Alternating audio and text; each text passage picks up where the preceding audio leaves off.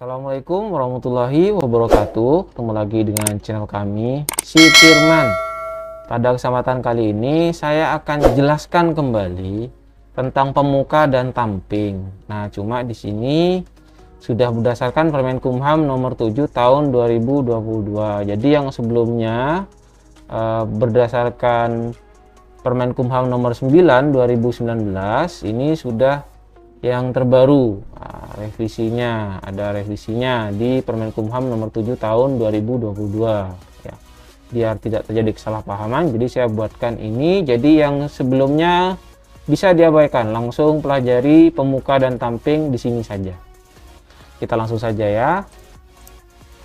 Definisinya dulu. Nah, pemuka ini adalah narapidana yang membantu petugas pemasyarakatan dalam melaksanakan kegiatan pembinaan di lapas ya. Nah, jadi membantu petugas khusus kegiatan pembinaan. Jadi yang selain pembinaan itu bukan tugasnya pemuka. Tamping ini sama, narapidana juga, cuma dia membantu kegiatan pemuka. Jadi kasarannya tamping ini anak buahnya pemuka ya. Tujuannya dari dua tamping dan pemuka ini ya, tujuannya sama, untuk mendukung pelaksanaan pembinaan di lapas. Jadi khusus pembinaan ya. Jadi yang selain pembinaan itu bukan ya. Karena banyak tamping yang mengaku-ngaku, bukan kok tamping mengaku-ngaku. Ada napi yang mengaku-ngaku sebagai tamping ya. Kalau ditanya tamping apa? Oh, tamping kebersihan. Nah, ternyata kebersihan di kamarnya sendiri. Nah, itu padahal tidak adanya tamping kebersihan lingkungan misal ada, tapi kalau kebersihan di kamarnya sendiri, nah itu kan mengada-ada misal seperti itu, dan ditambah lagi tidak ada SK-nya dari kepala lapas, nggak ada tanda tangan dari kepala lapas. Nah, jadi itu mengada-ada. Nah, di sini akan dijelaskan lebih detail lagi tentang tamping dan pemuka ya. Kewajibannya ya, kewajiban dari tamping dan pemuka itu sama, yaitu berperilaku yang baik ya, dapat dijadikan teladan bagi narapidana lainnya. Kemudian melaksanakan kegiatan sesuai dengan tanggung jawab yang dibebankan. Jadi kalau ada tugas sesuai dengan pembinaannya, maka dikerjakan ya. Menjaga kerukunan kehidupan di dalam lapas. Jadi juga jangan karena menjadi tamping dan pemuka akhirnya ngajak berantem, nah, jangan ya. Kemudian menghindari timbulnya konflik antar suku, agama, ras, dan antar golongan. Nah, jadi misal ada blok A, blok B, jangan sampai terjadi konflik di situ. Atau ada dua suku yang berbeda antara tamping dengan napi yang lain, akhirnya ada konflik, jangan ya. Ada ras juga berbeda, jangan ya. Atau ada golongan si A dan si B, jangan ya. Jadi harus menghindari timbulnya konflik. Ini tugasnya atau ini kewajibannya tamping dan pemuka. Kemudian hormat dan taat kepada petugas. Nah, hormat ya, jadi menghormati petugas, kemudian taat kepada petugas. Kalau petugas pembinaan misal memberikan arahan untuk membersihkan masjid karena tamping di masjid, karena mau ada kegiatan entah itu pengajian misal pengisi dari luar, nah harus dikerjakan seperti itu ya. Larangan. Nah, di sini larangannya ini yang pertama, membantu petugas di bidang administrasi perkantoran, administrasi teknis, registrasi, pelayanan medis kesehatan, dan pengamanan. Jadi tamping dan pemuka itu ya tidak boleh di administrasi perkantoran, administrasi teknis juga nggak boleh, di registrasi juga nggak boleh, pelayanan medis kesehatan misalnya ngecek kesehatan juga nggak boleh. Kemudian pengamanan, nah pengamanan juga nggak boleh ikut mengamankan ya. Kalau menjaga keamanan misal tadi tidak membuat konflik, nah itu nggak apa-apa, tapi untuk pengamanannya nggak boleh ya. berada di lingkungan steril area. Nah, steril area ini diatur oleh undang-undang ya. Misal di dapur, dapur itu steril area. Kenapa? Di sana ada pisau sebagai benda tajam, ada sendok besi ya, stainless steel yang mungkin bisa ditajamkan pegangannya untuk menusuk narapidana yang lain. Nah, makanya di dapur itu salah satu steril area ya, tidak boleh ke daerah dapur. Nah, syarat pemuka di sini maka masa pidana paling sedikit 3 tahun ya. Jadi ini pemuka dulu. Jadi pemuka ini yang nanti punya anak buah yang disebut tamping ya. Nah, dan sebelum jadi pemuka harus jadi tamping dulu tentunya ya. Untuk masa pidananya paling sedikit 3 tahun. Jadi kalau lebih sebaiknya jangan, karena ada hitungannya di situ. Yaitu harus menjalani sepertiga masa pidana. Jadi kalau anggap ya paling sedikit 3 tahun. 3 tahun berarti sudah menjalani 1 tahun ya. Tidak pernah melanggar tata tertib dan tercatat dalam register F. Nah, jadi tidak boleh ada pelanggaran. Misal pelanggarannya berkelahi, nggak boleh, karena sesuai dengan kewajibannya ya, harus tidak terjadi konflik. Nah, tidak membuat konflik dengan narapidana yang lain. Sehat jasmani dan rohani. Nah, jelas ini ya. Jadi kalau nggak sehat secara jasmani, gimana yang mau jadi pemuka yang membantu petugas ya, kemudian pembinaan petugas, kemudian apalagi yang rohaninya terganggu, ini susah. Pernah diangkat sebagai tamping paling sedikit 6 bulan. Nah, ini kan tadi saya sudah jelaskan, pemuka ini sebelumnya harus jadi tamping. Nah, jangka waktunya selama menjadi tamping itu minimal 6 bulan sudah menjadi tamping. Selanjutnya tinggal pengajuan untuk menjadi pemuka, dan itu pun belum tentu yang tamping langsung bisa jadi pemuka ya.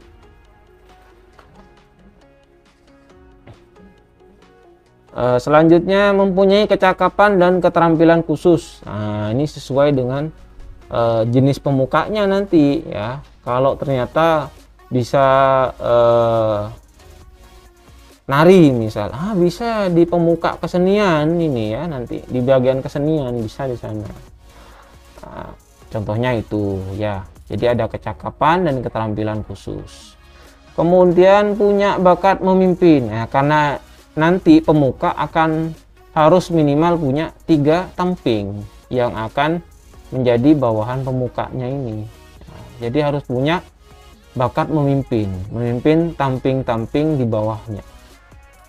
Kemudian mempunyai jiwa sosial. Nah, jiwa sosial ini perlu, karena kalau nggak ada jiwa sosialnya biasanya sulit ya untuk menerapkan pembinaan ini ya.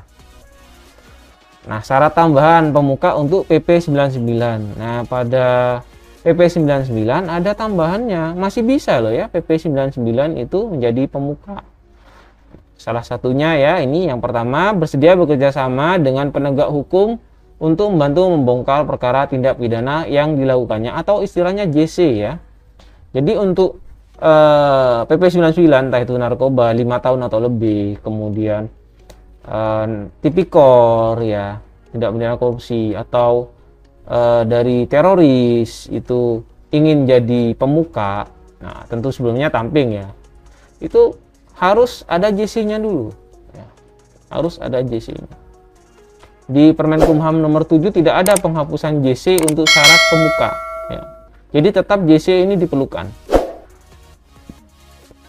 Telah membayar lunas denda dan uang pengganti sesuai dengan putusan pengadilan untuk narapidana yang dipidana karena melakukan tindak pidana korupsi. Nah, mau di Permenkumham nomor 7 tahun 2022 atau Undang-Undang Pemasyarakatan, yaitu Undang-Undang nomor 22 tahun 2022, ini tidak menjelaskan bahwa syarat menjadi pemuka atau tamping bagi yang pidana korupsi ini tidak boleh, tidak usah membayar denda, tapi tetap tidak ada perubahan ya. Karena tidak ada perubahan, jadi tetap harus bayar denda dan uang pengganti ya untuk menjadi pemuka ataupun tamping. Syarat tambahan pemuka PP 99 untuk yang teroris ini ya, telah mengikuti program deradikalisasi yang diselenggarakan oleh Lapas atau Badan Nasional Penanggulangan Terorisme. Kemudian sudah menyatakan ikrar ya, jadi kesetiaan kepada negara Republik Indonesia secara tertulis. Kalau yang asing ya, dari warga negara asing harus tidak akan mengulangi perbuatan tindak pidana terorisme secara tertulis ya. Nah, syarat tambahan untuk pemuka PP 99 ini tentang kesediaan bekerja sama harus dinyatakan secara tertulis ya. Ditetapkan oleh instansi penegak hukum, biasanya kalau nggak di kepolisian, di kejaksaan biasanya ini ya. Kemudian JC wajib dipenuhi oleh narapidana yang dipidana karena melakukan tindak pidana narkotika, prekursor narkotika yang dipidana dengan pidana penjara paling singkat 5 tahun. Jadi yang kena pidana 5 tahun atau lebih, ini wajib, ini JC-nya harus ada ya untuk yang narkotika kalau mau jadi pemuka dan tamping. Tugas pemuka ya ini membantu kegiatan pembinaan bidang apa aja. Nah, ini ada pemuka kegiatan kerja ya di BIMKER, ini ada pendidikan, ini di BIMKEMAS. Ada keagamaan di BIMKEMAS juga, olahraga BIMKEMAS juga, kesenian ini di BIMKEMAS juga, kebersihan lingkungan ya, entah itu lingkungan blok A, blok B, blok C dan blok-blok lainnya ya, atau daerah daerah bagian dalam lapas ya. Kemudian kegiatan industri. Nah, ini bagi yang memang ada kegiatan industri. Jika tidak ada, ya tidak mungkin ada ya pemuka kegiatan industri. Biasanya yang banyak ini ya, atau adalah kegiatan kerja, pendidikan, keagamaan, olahraga, kesenian, dan kebersihan lingkungan. Hanya lapas tertentu saja yang ada kegiatan industri bisa ada pemuka kegiatan industri ya. Dalam melaksanakan tugas, pemuka dibantu paling sedikit oleh 3 orang tamping ya. Jadi anak buah dari pemuka ini minimal 3 orang tamping ya. Lebih boleh, kurang jangan ya. Kalau masih kurang nggak bisa diangkat jadi pemuka salah satunya.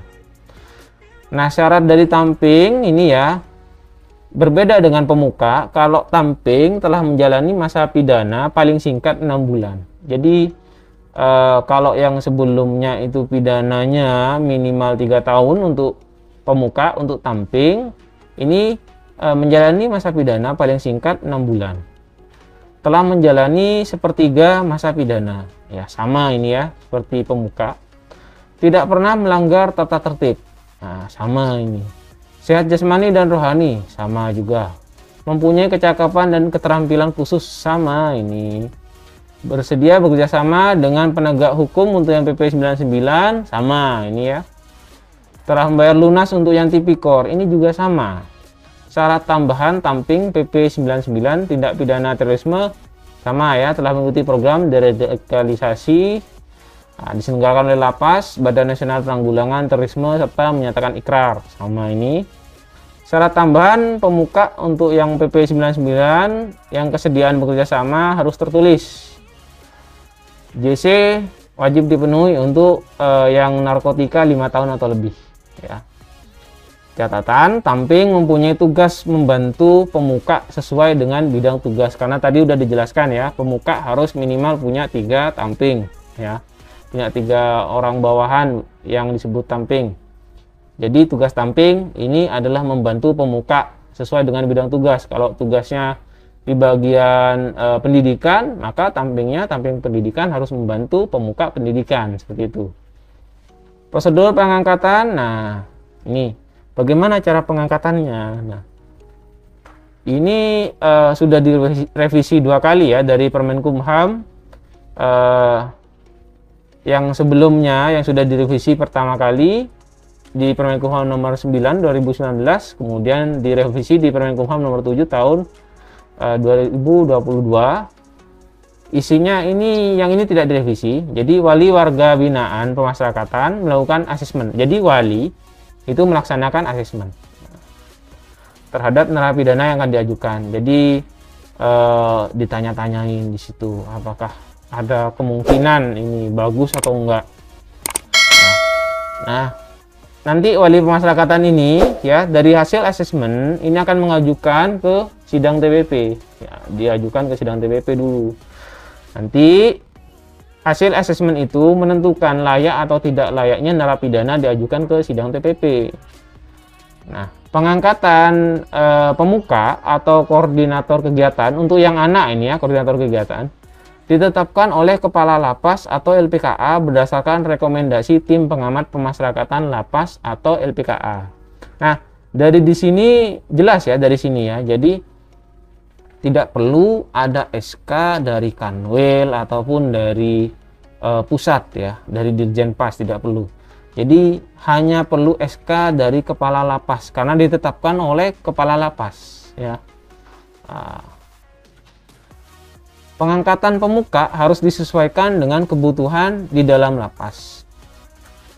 Pengangkatan pemuka paling banyak 1 orang untuk setiap bidang. Tadi yang pengangkatan pemuka sesuai dengan kebutuhan, tadi sudah saya jelaskan. Kalau memang tidak ada kegiatan kerja ya nggak usah. Kalau memang tidak ada kegiatan pendidikan ya nggak usah, seperti itu. Pengangkatan pemuka paling banyak 1 orang untuk setiap bidang ya, jadi hanya ada satu-satu. Nah, tapi jika kepala lapas itu ingin mengangkat lebih dari 1 karena ada suatu sebab, misal ya ternyata samping kebersihan lingkungan ini kalau 1 nggak memadai karena ada yang bloknya berjauhan misal, atau luas, atau mungkin ada yang dibagi bagian luar lapas, ada yang dalam lapas, maka perlu 2 misal. Nah, itu bisa, tapi harus mendapatkan persetujuan dari Kepala Kantor Wilayah atau Kakanwil ya. Nah, persetujuan Kepala Kantor Wilayah itu harus didasarkan pada hasil verifikasi dan masukan oleh Kepala Divisi Pemasyarakatan. Jadi mengajukan dulu ya. Nanti akan diteliti, akan ditelaah oleh Kepala Divisi Pemasyarakatan dari Kadif, Kadif Pas, dicek, diverifikasi, kalau cocok maka akan disampaikan ke Kepala Kantor Wilayah atau Kakanwil. Jika memang oke, Kakanwil oke, akhirnya bisa ada lebih dari 1 pemuka tiap tugasnya ya. Nah, Kepala Lapas memberhentikan pemuka atau tamping jika tidak melaksanakan kewajiban atau melakukan pelanggaran tata tertib di lapas ya. Kalau melakukan pelanggaran ini bisa, misal ya, ada WBP itu sudah jadi tamping atau jadi pemuka ternyata berkelahi. Nah, ini bisa ya.